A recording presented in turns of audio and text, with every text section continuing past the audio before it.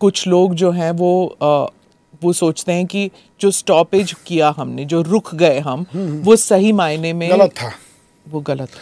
हाँ, नहीं रुकना चाहिए। युद्ध अंतिम उपाय होता है शांति का। अगर हम चाहते हैं कि युद्ध ना हो तो युद्ध के लिए तैयार रहना पड़ता है। लोग पी जाते समंदर खारा ना होता तो। अगर युद्ध इतना ही खराब था तो बांसुरी बजाने वाले कृष्ण कन्हैया कभी महाभारत होने नहीं देते। कुछ होते हैं यहाँ पे युद्ध रहना, हर भगवान को देखिएगा शांति के प्रतीक हैं, लेकिन सबके पास अपना हथियार है। करुणा से भरे हमारे बजरंग बली, लेकिन गदा साथ में रखते हैं, करुणा से भरे हुए, क्या नहीं मांगने पे देते हैं यहाँ पे। कृष्ण भगवान हमेशा कौरवों से तो ऐसे बात करने गए थे 5 गांव मांगने, जैसे कोई बहुत एक याचक है, साधारण याचक, सुदर्शन चक्र लेके। तो युद्ध के लिए तैयार। ये राष्ट्रपिता हमारे गांधी जी थे जो नॉन वायलेंस के प्रतीक थे, तो फिर वो भी तो है ना। गांधी जी नॉन वायलेंस के पुजारी थे। उस समय देश आज़ाद नहीं था, संगठन को लंबे समय तक बचा के रखने के लिए एक जरूरी था, क्योंकि अंग्रेजों के पास हथियार इतने ज़्यादा थे कि संगठन बनाने में टाइम लगता है। अगर हम एक गर्म दल बनाते थे 10 साल में, वो 10 दिन में ख़त्म करके रख देते थे।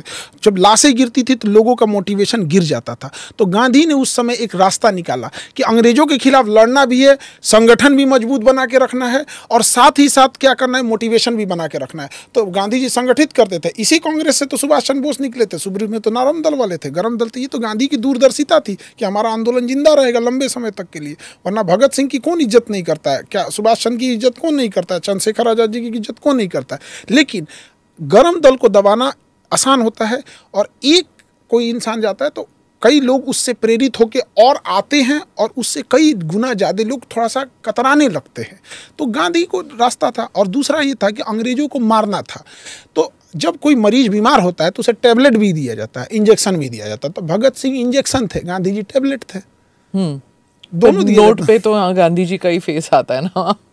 लंबा समय इसमें किसी को लगता है कि गांधी का नहीं होना चाहिए, किसी को लगता है गांधी का होना चाहिए। लेकिन एक आंदोलन को 40 साल तक खींचने वाला इंसान था। हाँ।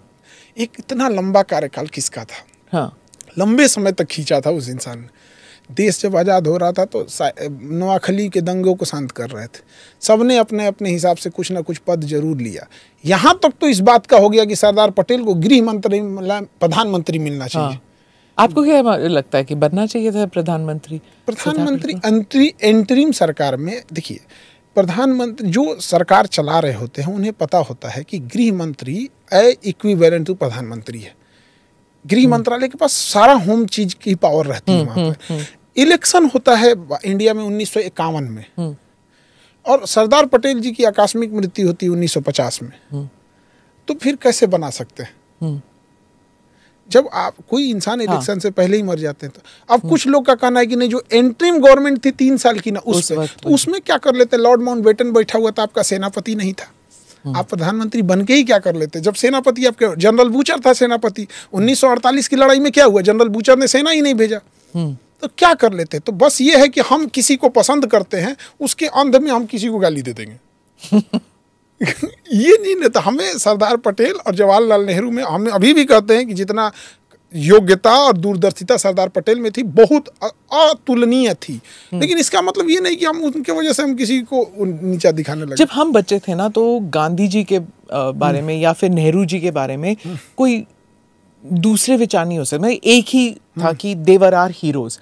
लेकिन आजकल बच्चे जो हैं वो बहस करते हैं कि, और वो पढ़ते हैं, सुनते हैं कि इनके भी नेगेटिव व्यूज़ थे जो इन्होंने किया या नेहरू जी ने किया। चाइना के प्रति जो नरम व्यवहार था नेहरू का, वो गलत था। तो अब जो है डिबेट वगैरह होता है, तो बच्चे आजकल के जनरेशन जो 4 बजे अपना 1.5 GB डाटा खत्म कर देते हैं। ये जनरेशन की बात करते हैं। जो हफ्ते में कोई काम नहीं करते फिर भी संडे को आराम देखते रहते हैं। हाँ, संडे को भी आराम करते हैं। मतलब हफ्ते में कोई काम नहीं करना है, संडे को भी आराम करना है, रेस्ट डे। ये जनरेशन जो आज अपने मुखिया के खिलाफ आवाज नहीं उठाता, आज का जनरेशन, इसके सामने एक नॉर्मल 2 कौड़ी का ठेकेदार घटिया मसाला डाल के नालियां बना देता है जिसका ढक्कन टूट जाता है। ये उसके खिलाफ आवाज न उठाने वाली जनरेशन गांधी पे आवाज उठाती है, जो गुलामी में महारानी से लड़ गया था, जो अपने विधायक से नहीं लड़ सकता है, बिना पैसा खिलाए प्रधानमंत्री आवास योजना से घर नहीं बनवा सकता है, वो आवाज उठाता है गांधी सही थे या गलत थे। ये तो बात हो गया। मोबाइल आ गया है, 2 लाइन लिख दो, किसी को खराबी है क्या?